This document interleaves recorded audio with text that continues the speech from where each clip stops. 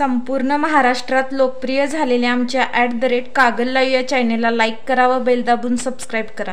सहकारी पाणी पुरवठा संस्थांना सवलतीच्या दरातील वीज पुरवठ्यासाठी महावितरणचे अनुदान पूर्ववत करा. मुख्यमंत्री देवेंद्र फडणवीस यांच्याकडे राजे समरजित सिंह घाटगे यांची निवेदनाद्वारे मागणी.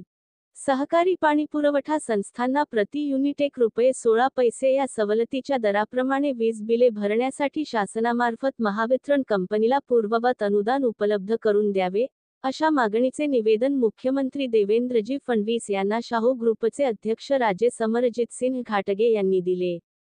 मुंबई येथे मुख्यमंत्री फडणवीस यांची भेट घेऊन घाटगे यांनी सहकारी संस्थांच्या वतीने निवेदनाद्वारे शेतकऱ्यांची कैफियत मांडली.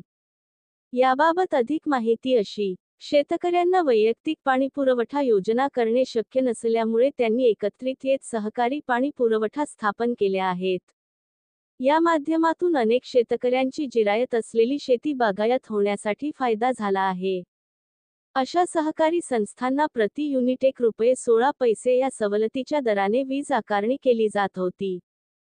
त्यासाठी महावितरणला शासनाकडून अनुदान देण्यात येत होते. त्याची मुदत 31 मार्च 2024 रोजी संपली आहे. त्यामुळे महावितरणकडून ₹1.16 प्रति युनिट या सवलतीच्या दराऐवजी ₹5.87 दराने सर्व पाणी पुरवठा संस्थांना वीज बिल आकारणीची बिले दिली आहेत.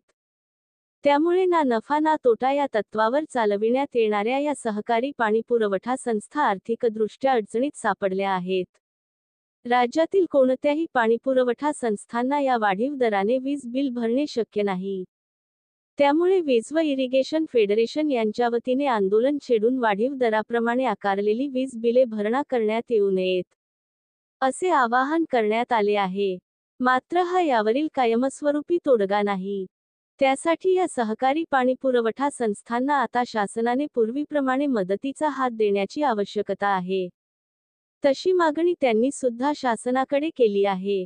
राज्य शासनाने अल्पभूधारक शेतकऱ्यांना दिलासा देण्यासाठी 7.5 अश्वशक्तीपर्यंतची वीज बिले माफ केली आहेत. पाणीपुरवठा संस्थांकडील शेतकरी सुद्धा अल्पभूधारक असल्याने याच धर्तीवर पाणीपुरवठा संस्थांना पर्यायाने शेतकऱ्यांना वीज बिलामध्ये सवलत देण्याची आवश्यकता आहे. यासाठी शासनाने महावितरणला देण्यात येणारे अनुदान पूर्ववत उपलब्ध करून दिल्यास पूर्वीच्या सवलतीच्या दराप्रमाणे पाणीपुरवठा संस्था वीज बिले नियमितपणे भरतील. या अनुदानाची मुदत 2030 पर्यंत करावी अशी आग्रही मागणी मुख्यमंत्री फडणवीस यांच्याकडे घाटगे यांनी केली.